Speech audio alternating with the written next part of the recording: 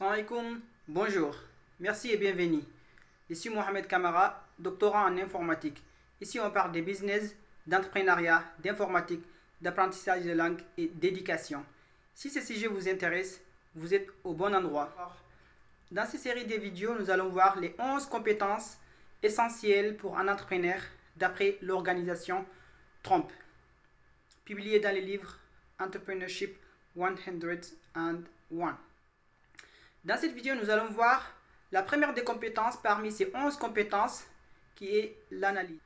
En tant qu'entrepreneur, être une bonne analyste est essentiel, nécessaire, vital et indispensable. Mais qu'est-ce que c'est analyser? Pourquoi analyser? Qu'est-ce qu'il faut analyser? Et comment analyser? Et regardez la vidéo jusqu'à la fin pour avoir les réponses à ces questions. Allez, let's go! Qu'est-ce que c'est analyser? Analyser, c'est étudier, c'est examiner en détail quelque chose. Pourquoi? Pour comprendre, pour apprendre, pour découvrir. Qu'est-ce qu'il faut analyser en tant qu'entrepreneur? Il faut analyser les concurrents clés, les cibles qui sont les clients et les marchés. Qu'est-ce qu'il faut analyser sur les concurrents? Il faut analyser leurs stratégies, il faut analyser leurs prix, il faut analyser les produits et ses caractéristiques, il faut analyser leurs services, il faut analyser comment ils entretiennent les relations extérieures, analyser leurs fournisseurs. En gros, il faut tout analyser sur vos concurrents. L'analyse de vos concurrents vous permet d'établir des stratégies uniques, innovantes, significatives et avantageuses. Ça vous permet d'avoir des avantages sur vos concurrents.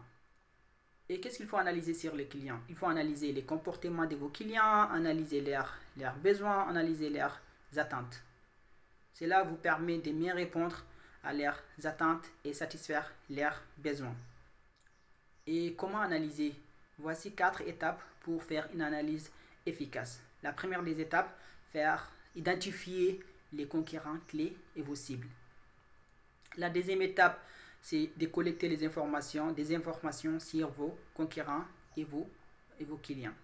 La troisième étape, c'est d'analyser ces informations pour identifier les meilleures pratiques et les points faibles.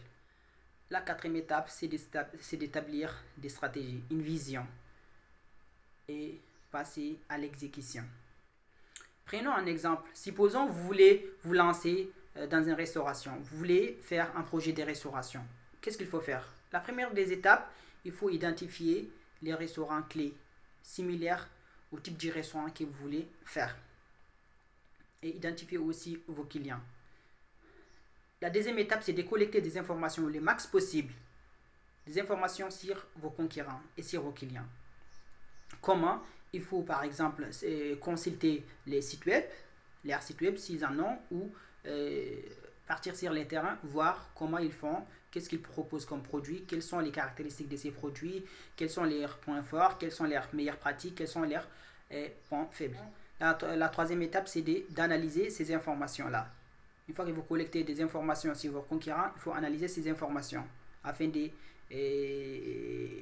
dégager des données essentielles, de dégager des données pertinentes qui vous permettront d'établir vos stratégies. Et la quatrième étape, c'est d'établir une vision et passer à l'exécution de cette vision. Voilà pour cette vidéo. En résumé, nous avons parlé de la première compétence parmi les 11 compétences essentielles pour un entrepreneur, d'après l'organisation Trump, qui est l'analyse. Nous avons vu ce que c'est analyser, on a vu pourquoi il faut analyser, et on a vu qu'est-ce qu'il faut analyser, comment il faut analyser, et un exemple pratique.